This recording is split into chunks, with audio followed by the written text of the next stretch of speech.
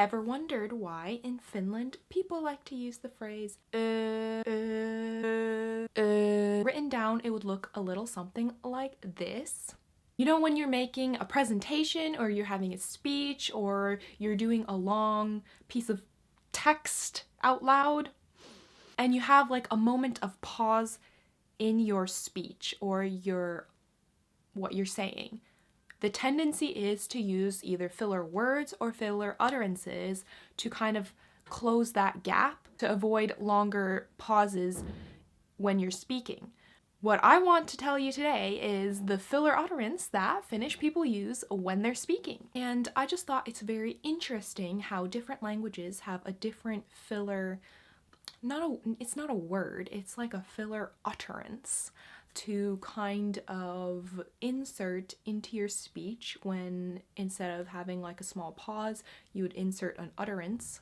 For example, as you're trying to collect your thoughts and think of what to say next. In English, for example, the equivalent would be I was thinking of saying something like However, in Scottish English, the equivalent is M. Well, as I was saying, something I would want to talk about is something about psychology, so that is the Scottish equivalent, but in Finnish, that utterance, filler utterance, would be So that's what I wanted to relay to you today, is that in Finnish, the filler utterance that is most commonly used, not filler word, but filler utterance, would be So next time you're listening to a Finnish speech or Finnish conversation, not so much conversation, it's usually when someone is talking by themselves for a long time. For example, if I was speaking in Finnish right now and I'm kind of talking by myself, you know what I mean?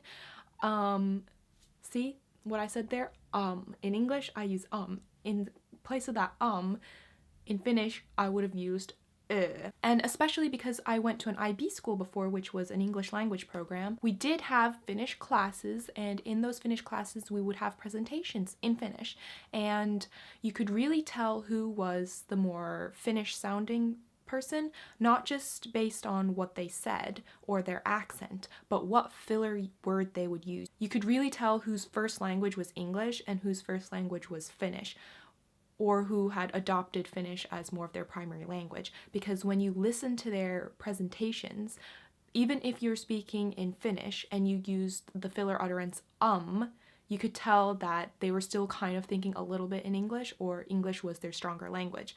Whereas if you were speaking in Finnish and you used the filler word you could tell Finnish was, you know, primarily on their mind. Their stronger language is Finnish. And in consequence, you also sound more Finnish. So if you're speaking in Finnish and you catch yourself using or m or something along the lines of that, or whatever filler utterance your country uses, make sure you do that switch to because you'll sound 100% times more Finnish if your filler utterance is So if I'm speaking like this, and I'm trying to think of what to say, Finnish people would say something like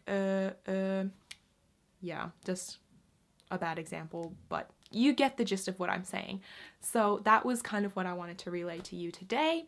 Let me know in the comments what your country's filler utterance is, because even in American English and British English, at least Scottish English, it's different. So, and then Finnish, of course, is different too. So I'm just very curious what various countries have as their utterances, their filler utterances, because I'm sure there's a million different kinds. So let me know in the comments down below, and I guess that just about concludes this video, so until next time.